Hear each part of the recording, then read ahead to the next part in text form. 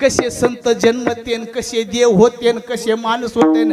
अरे संस्काराची गरज आहे आणि म्हणून हे संस्कार फक्त आणि फक्त ह्या धर्म मंडपातच संस्कार तुम्हाला लागतील. बाकीची जागा संस्काराची नाही.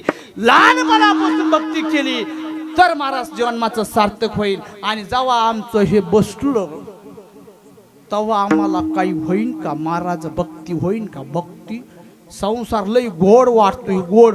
लग्नाला गेलो एक दिवशी, आता उद्या मी बघा तुम्ही लग्न 22 तारीख लय मोठी, लग्न लय गोड वाटतंय महाराज, संसार लय गोड वाटतंय. आणि लग्न लागल्याच्या नंतर नवरी अशी करते नवरदेवाकडे बघून. आणि नवरदेव बी तसंच लाजत आहे उग. अरे जमल्यापासून महाराज 6 महिन्याने हॅलो उठली का, जेवली का, पावडर लावलं का, बाहेर गेली का.